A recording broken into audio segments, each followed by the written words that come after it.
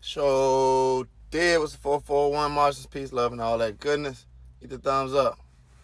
Yeah, man. Look, so emotional awareness is going to allow you to release emotional energy that's pent up.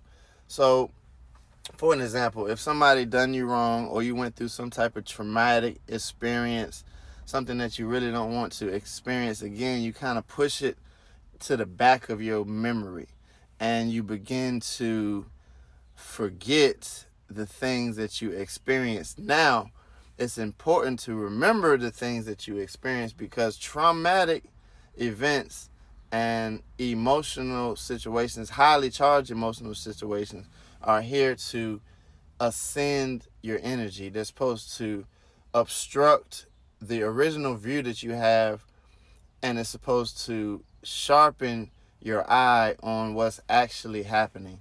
So something painful like a harsh breakup or a death in your life or a near fatal event for yourself, these type of actions require wake ups, and you'll have to wake up to what you're actually seeing, you're actually doing, the things that are actually affecting your physical outcome, because the spirit starts first. You have the spiritual connection and it creates, then it manifests down in the physical realm. You feel me? So 144 on the dial. So anyway, when we're handling ourselves on a day-to-day basis, we want to give ourselves the opportunity to breathe, to release, to not pin up energy. So when you are doing things like reflection time, that's why the planets in the sky retrograde constantly, consistently, and the reason why is retrograde means to look back in the rear view. So we're sitting in the car now. If you look in the front view, there's a huge panel where you can look through. The rear view has a small window for you to check your background. You're only supposed to be looking back there to make sure there's no inhibitors encroaching on your energy from behind. So you're reflecting, you're sitting and thinking, and you're able to develop a mindset around what happened to you. You're able to decompress the actions and the events that happened that led up to what, you know, got you there in the first place. Because a lot of times there's something for you to wake up to, and you have to focus your energy a little bit better to get around the actual things that you were dealing with. So say you got into a traumatic relationship and she's toxic in whatever entity. So whatever toxic category she's in is for you to grow a boundary to say, you know what, I don't like when people do that in my energy. I don't want to be with a person like that in my energy. So I'm going to refrain from that in my energy. You feel what I'm saying? So this can be different for male or female or even just individual to individual, because a lot of men, they're looked at as, hey, be tough, be strong. We even teach our boys not to cry when they're very young. So it's like they are holding in particular energies that may need to be released so that their frequency can be pure. You know what I mean? So let your son or let your boys have a moment of vulnerability and have the understanding of emotional resolve.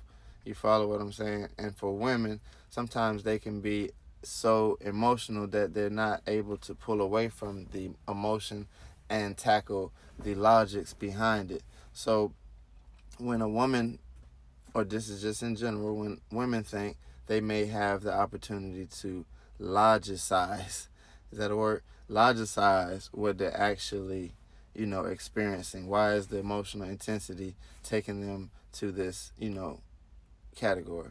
And then with men, they're actually touching and getting in tune with their inner self and maybe their feelings to the point where they kind of follow what's going on in the third density, the third dimension.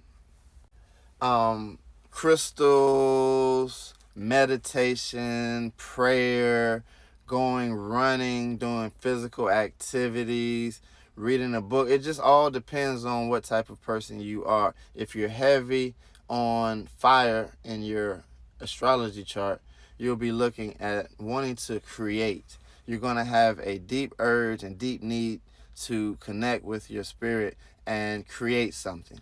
If you have a higher air chart, you're going to be a thinker. One of those people that thinks to the point where you think 10 times ahead, and you also are able to captivate or calculate a speech that can connect with the others, the mass, the public, because Gemini and Aquarius are air signs.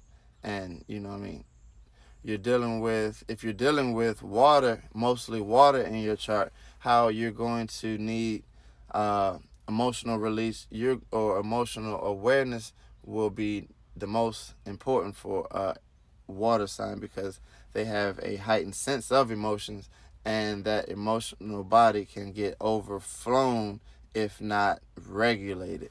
So they want to keep in touch with the reality of life and they don't want to have illusions or disillusions, which is Cancer and Pisces.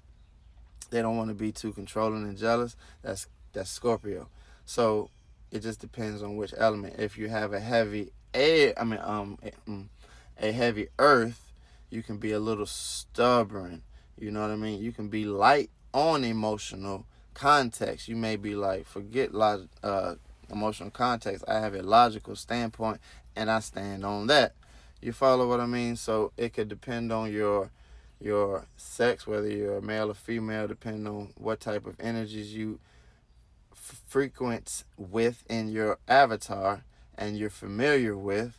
That will give you the knowing of how to follow your emotional sequence and let that give you the waves. Like in the ocean, when you're riding in the water, Moana 2 was a good example because she was the water sequence. She went and found 3 other partners to rock the boat, right? The old man was grounded. He was real stubborn. He was earth sign. The girl was real giddy and fast. She created the boats with her mind. That was an air sign. And then we had the passionate guy that was very artsy. He kept up with the scenarios and the events. That was the fire sign. And then come along Maui, or ain't that his name? Is it Maui? The dude with the hair, he's the spirit. So you have all 5 entities driving that boat on a journey of balance. And you see how that movie plays out. It was a hard time to harmonize the energies together. So that's why it's important to remain vigilant at shadow work. Always check yourself before you wreck yourself, because you don't really want other people checking you. Although that is what reflections are for. Other people will show you either advertently or inadvertently what it is that you need to fix, or what it is that you may need to tweak in your own very own existence. Y'all feel me? Look, y'all have a great week. Peace and love. I'm out.